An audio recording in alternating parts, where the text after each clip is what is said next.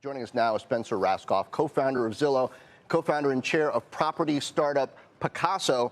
Spencer, good to see you. So I know Picasso, startup, fractional ownership of second homes, vacation homes, probably been doing pretty well overall as it's so expensive to buy a whole home yourself. But are interest rates, especially in July and August, having some impact on velocity? Well, Picasso's having an incredible summer. Our business is up 50% quarter over quarter, up 60% month over month. We just had our fastest ever sale of a home in Cabo and our fastest ever sale after that in Vail. So yes, interest rates are high, but as you point out, John, a lot of buyers are using co-ownership through Picasso as a hack. They want to get into a market like Tahoe, Napa, Cabo, Aspen, Vail, but home values are just too expensive there now. And so buying a portion of a home is a very attractive alternative. So Picasso's doing really well right now. But it strikes me as the sort of thing that might be good, but just for a while, kind of like new home sales are doing pretty well because people don't want to move out of their older homes. So, people who are building homes can offer incentives. I mean, that's fine until rates kind of stay at a certain level and then eventually the market shifts. Are you planning for that eventuality?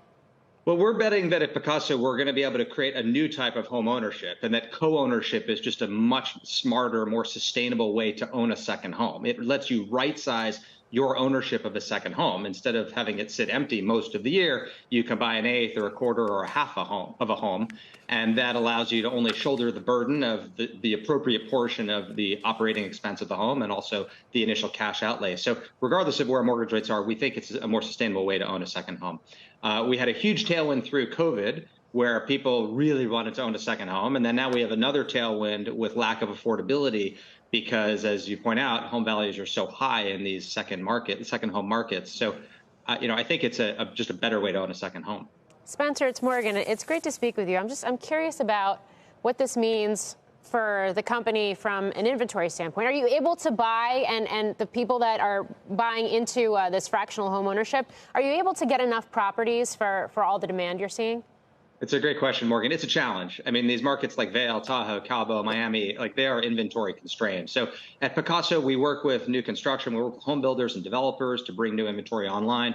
We also work with existing homeowners who want to sell down a portion of their home. So perhaps they bought a home during the quarantine in Vail or Aspen or some other luxury market, and they realize they're not using it as much now. And through Picasso, they're able to sell half of it or 2/3 of it, et cetera, and turn their home into a Picasso. So we find creative ways to get inventory, but you're absolutely right. Our demand in some markets is outstripping our ability to get supply. If we just expand this out beyond the second home markets and beyond Picasso in general, what is it going to take to unlock more inventory? Are rates going to have to come down? I mean, yes, home builders are stepping in and starting more projects, but that doesn't seem to be enough. Yeah, it's a huge problem. I mean, half as many homes were listed this summer as in 2019.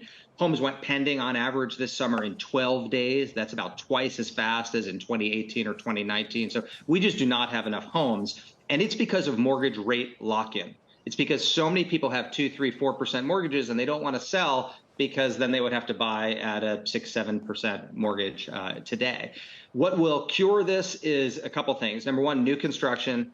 And for that, we need better housing policy. I mean, a lot of these markets are just so anti-development. It's so difficult to build in a lot of markets that there's not enough supply, and that's what contributes to housing unaffordability and also indirectly to homelessness. So we need more homes to be built.